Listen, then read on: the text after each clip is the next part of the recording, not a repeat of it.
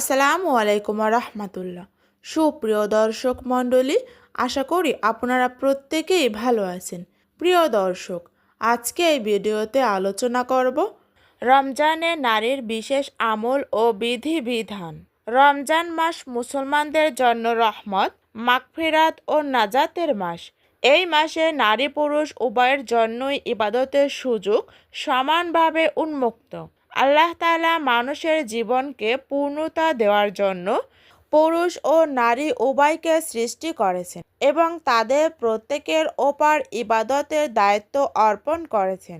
আল্লাহ তাআলা বলেন, হে মানবজাতি, তোমরা তোমাদের সেই রবকে ভয় করো যিনি তোমাদেরকে এক ব্যক্তি থেকে সৃষ্টি করেছেন এবং তার থেকেই তার সঙ্গিনীকে সৃষ্টি করেছেন। আরেক আয়াতে আল্লাহ বলেন, যে ব্যক্তি ঈমানদার হয়ে সৎকর্ম করবে, সে পুরুষ হোক বা নারী, তারা অবশ্যই জান্নাতে প্রবেশ করবে। অতএব রমজান মাসে নারীরাও ইবাদত, আমল ও নেক কাজে অংশগ্রহণ করে জান্নাত লাভের সৌভাগ্য অর্জন করতে পারেন। জান্নাতি নারীদের জন্য রমজানের শ্রেষ্ঠ আমল। রাসূল সাল্লাল্লাহু আলাইহি সাল্লাম বলেছেন, যে নারী 5 ওয়াক্ত নামাজ ঠিকমতো আদায় করে, রমজানের রোজা রাখে, নিজের সম্মান রক্ষা করে এবং স্বামীর আনুগত্য করে, সে জান্নাতে যে দরজা দিয়ে ইচ্ছা প্রবেশ করতে পারবে। এই হাদিস থেকে বোঝা যায় যে কিছু গুরুত্বপূর্ণ আমলের মাধ্যমে একজন নারী জান্নাতের উচ্চ মর্যাদা লাভ করতে পারেন। রমজানে নারীর গুরুত্বপূর্ণ আমলসমূহ। ফরজ ইবাদতের প্রতি যত্ন। রমজানের সবচেয়ে গুরুত্বপূর্ণ আমল হলো ফরজ ইবাদত যথাযথভাবে আদায় করা। এর মধ্যে রয়েছে সময়মতো 5 ওয়াক্ত নামাজ আদায় করা, রমজানের রোজা যথাযথভাবে পালন করা, পবিত্রতা বজায় রাখা। এসব ফরজ ইবাদতই একজন মুসলিম নারীর জন্য জান্নাত লাভের প্রধান মাধ্যম। কুরআন তিলাওয়াত ও জিকির। রমজান হলো কুরআনের মাস, তাই নারীরা দৈনন্দিন কাজের ফাঁকে যতটা সম্ভব কুরআন তিলাওয়াত করতে পারেন। এছাড়া বেশি বেশি জিকির করা উত্তম, যেমন সুবহানাল্লাহ, আলহামদুলিল্লাহ, আল্লাহু আকবার, লা ইলাহা ইল্লাল্লাহ। এই তাসবিহগুলো পড়লে অল্প সময়ে অনেক সওয়াব অর্জন করা যায়। রান্নাঘরের কাজেও ইবাদতের সুযোগ। অনেক নারী রমজানে ইফতার ও সাহরি তৈরিতে ব্যস্ত থাকেন, কিন্তু এই সময়ও ইবাদত করা সম্ভব। যেমন রান্না করার সময় জিকির করা, দুরূদ শরীফ পড়া, আল্লাহর কাছে দোয়া করা। এভাবে দৈনন্দিন কাজের মধ্যেও ইবাদতের সওয়াব পাওয়া যায়। দান সদকা করা। রমজান মাস দান সদকার জন্য বিশেষ গুরুত্বপূর্ণ। সামর্থ্য অনুযায়ী দরিদ্র ও অসহায় মানুষকে সাহায্য করা, ইফতার করানো এবং বিভিন্ন খাতে দান করা অত্যন্ত ফজিলতপূর্ণ কাজ। রমজানের অন্যতম শিক্ষা হলো আত্মসংযম।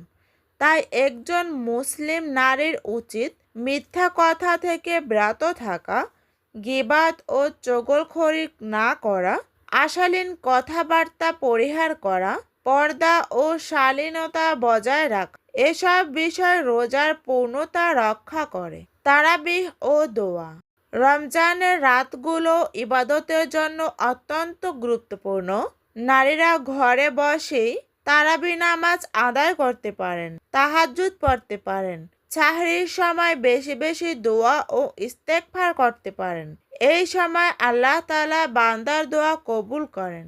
রমজানের নারীর কিছু বিশেষ বিধান। জান্নাত ও সাদকাতুল ফিতর। যদি কোনো নারীর কাছে সোনা গয়না, টাকা বা সম্পদ নিছাব পরিমাণে থাকে, তাহলে তার ওপর যাকাত ফরজ হবে। তিনি নিজেই যাকাত দিতে পারেন অথবা পিতা, স্বামী বা অন্য কেউ তার পক্ষ থেকে তা আদায় করতে পারেন। সন্তানকে দুধ পান করানো।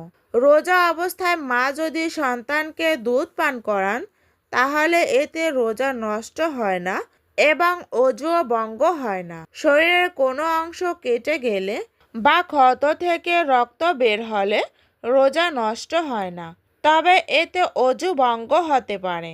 কারণ রোজা মূলত ভঙ্গ হয় পানাহার করলে বা দাম্পত্য সম্পর্ক করলে। নারীর মাসিক বা প্রসবোত্তর স্রাব চলাকালীন রোজা রাখা যাবে না, নামাজ পড়া যাবে না, কুরআন তিলাওয়াত করা যাবে না। তবে এই সময় কিছু আমল করা যায়, যেমন জিকির, দুরূদ শরীফ, দোয়া, ইসলামী বই পড়া, তাসবিহ পাঠ। পরে যে রোজাগুলো বাদ যাবে সেগুলো কাজা করতে হবে, তবে কাফারা দিতে হবে না। প্রয়োজন হলে খাবারের স্বাদ দেখা।